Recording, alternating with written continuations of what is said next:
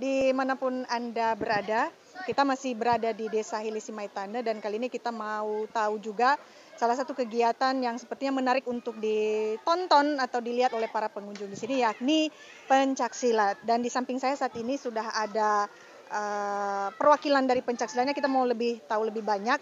Ada Bung Pilton dan juga Bung Cornelius ya. Selamat sore untuk Bung Pilton dan juga Bung Cornelius. Selamat sore, Kak. Oke, kita mau tahu nih, sejak kapan pencaksilat mulai digelorakan di Hilisi Maitane? Baik, kalau cerita soal sejarahnya, sebenarnya dari kakek moyang kita sudah ada yang namanya pencaksilat Badar Sapulu. Itu nama aliran silatnya. Walaupun masih banyak lagi aliran silat yang lain, seperti Tarapedo, Starla, dan lain sebagainya. Tapi khusus aliran silat Badar 10 sudah ada dari zaman nenek moyang kita, khususnya di wilayah Desa Hilisi Maitane. Nah, kita membentuk perguruan ini, nama perguruan kita Perguruan Harimau Sahuwa. Itu kita ambil dari nama kakek moyang pendiri desa ini. Yang pada saat itu bangsawannya adalah kakek kita bernama Solageniha. Jadi dari nama kakek leluhur itu kita ambil jadi nama perguruan, yaitu Perguruan Harimau Sahuwa. Jadi perguruan ini kita bentuk dari tahun 2019, tepatnya bulan November, yang pada saat itu ada kegiatan Pesta Yaahobu yang dilaksanakan di Kabupaten Nias Barat. Jadi kita dihubungi dari Dinas Pariwisata Kabupaten Nias Selatan, lalu kita tampil dan pada saat itu kita meraih prestasi penampilan terbaik dari beberapa kabupaten sekepulauan Nias. Lanjut lagi pada tahun lalu 2021, tepatnya bulan 5 atau bulan Mei, ada PKD atau Pekan Kebudayaan Daerah yang dilaksanakan di tingkat kabupaten, dan di sana ada lomba pencak silat antar kecamatan yang pada saat itu ada peserta 27 kecamatan atau 27 perguruan, dan kita juga ikut di sana. Nah, setelah mengikuti pertandingan kita meraih juara 1. Sehingga sampai saat ini kita pun tetap semangat untuk terus melestarikan silat yang diwariskan oleh kakek moyang kita. Kira-kira demikian. Mungkin ada tambahan dari adik saya Cornelius. Oke, pertama dulu tujuan kita membentuk silat perguruan ini, pertama dulu waktu kami berdiri dan kami bentuk oleh Bung Pilton, pada tujuannya adalah jangan sampai menghilangkan atau melestarikan budaya-budaya leluhur dulunya, yaitu pertama dulu pada zaman dahulu para kesatria itu membentuk namanya pencaksilat, dan aliran-aliran yang sebagaimana itu adalah mengkokohkan kesatria. Ya, bagaimana nanti setelah mengkokohkan maka para pesatria melakukan atau menyeleksi siapa saja yang memang benar-benar adalah jiwa kesatrianya adalah dijunjung tinggi. Jangan sampai hilang dan jangan sampai dibiarkan begitu saja. Sehingga pada saat ini kami menguatkan dan mengkokohkan semua pemuda-pemuda yang sangat berprestasi untuk melakukan tindakan seperti ini. Dan sampai sekarang kami sedang berjuang. Terima kasih. Syarat-syarat untuk menjadi anggota pencaksilat apa saja? Baik. Perempuan boleh ya? Boleh. Baik, kalau syarat untuk jadi anggota pencaksilat, pertama tidak dibatasi usianya.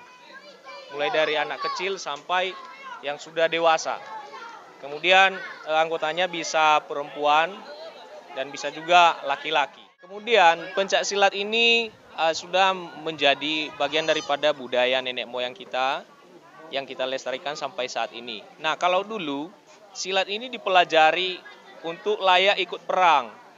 Karena zaman nenek moyang itu sering perang antar desa atau antar kerajaan. Tapi hari ini kita nggak mungkin perang lagi. Tapi kita jadikan sebagai seni atau kesenian, kemudian menjalin persahabatan dan juga bagian daripada olahraga, pengembangan diri dan latihan fisik. Nah, tentunya di saat-saat tertentu juga silat sangat mumpuni untuk menjaga menjaga diri kita dari serangan-serangan orang yang tidak baik. Tapi tadi seperti yang saya tanyakan tadi ya sebelumnya, kan kalau untuk di Nias ini memang namanya pencak silat kurang terkenal lah ya. Lebih terkenal mungkin kayak tari perang atau apa untuk ini ya, lompat batu. Nah ini kenapa, apa yang menjadi alasan pemuda Hilisi Maitana untuk membentuk perguruan silat ini begitu? Baik, mungkin ada dari adik saya. Tujuan untuk dalam hal ini tujuan untuk meningkatkan supaya agar pemuda-pemuda bisa mengingat bahwa dulunya itu seorang kesatria itu bukan kesatria sembarangan. Jadi ada kriterianya.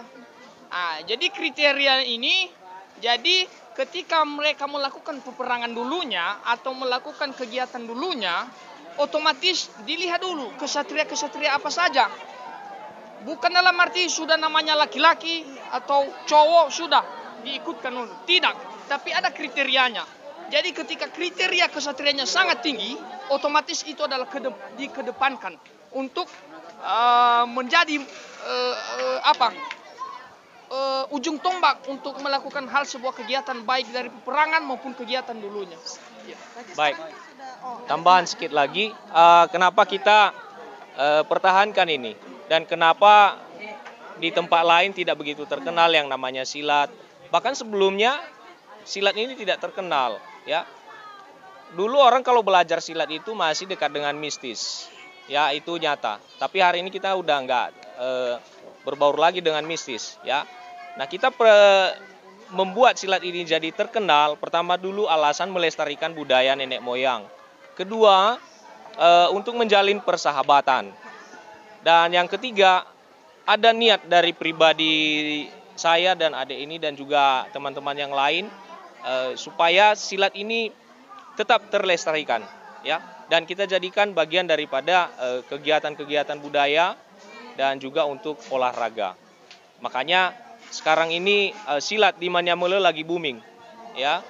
Bahkan di luar kecamatan Manyamele ini orang udah kenal silat dari perguruan Harimau Sahuba, aliran Badar 10. Ya. Berarti anggotanya sekarang ada berapa?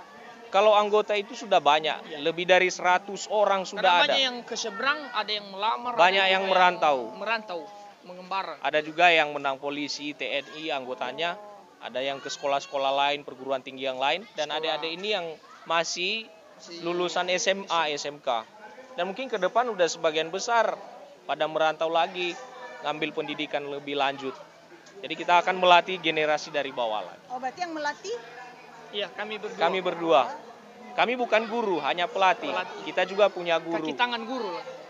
Latihannya kapan? Setiap kapan? Tergantung. Kadang ada sore-sore atau malam jam 8 sampai jam 12.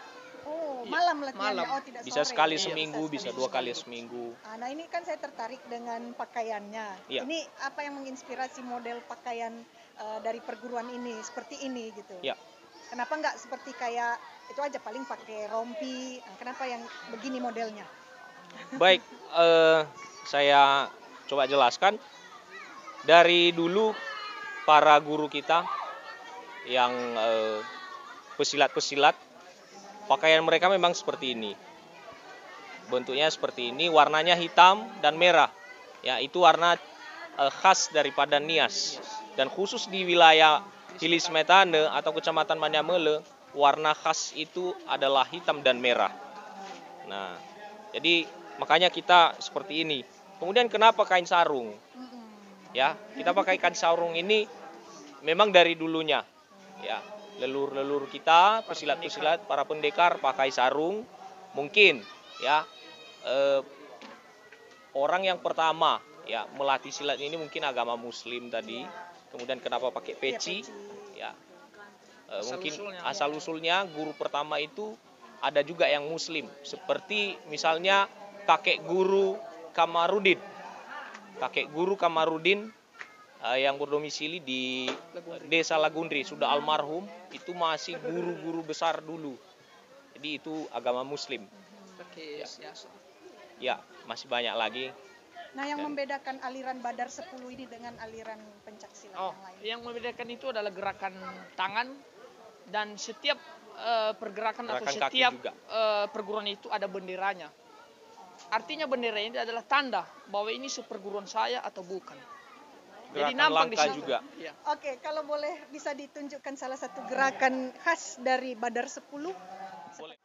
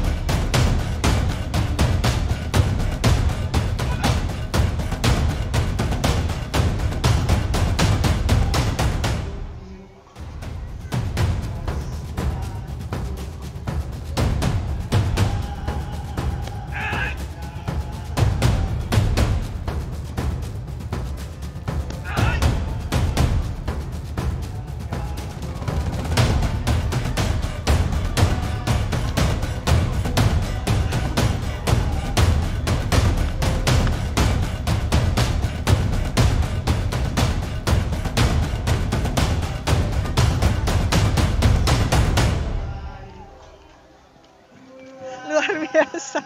Ya. Luar biasa. Deg-degan juga ya. Itu tadi bisa dijelaskan gerakan apa namanya? Wow, jadi kotor ya wajahnya. Itu tadi gerakan apa namanya? Coba. Oh, lagi masih tarik nafas dulu ya. Ini karena tadi juga saya lihat ekspresinya benar-benar serius ini. Oh.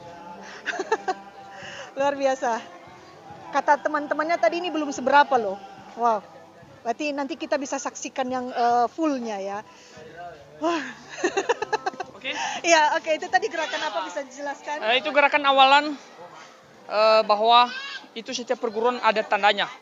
Pertama dulu gerakan pertama, gerakan kedua, pusatnya masuk ketiga dan keempat. Kemudian penghormatan. Kenapa saya hanya melakukan penghormatan? Karena setiap perguruan kami, siapa dulu, siapa yang adik atau siapa yang umurnya lebih tua dari atau lebih muda dari lawannya, yang mengasih bendera adalah yang lebih muda. Abangnya cuma menunggu langkah kedua, langkah ketiga melaksanakan yang lebih muda. Langkah empat adalah yang menutup, mengikuti gerakan arah di mana perlawanan harus ditentukan pada pusatnya. Pilton dan juga Cornelius untuk juga pertunjukan yang luar biasa.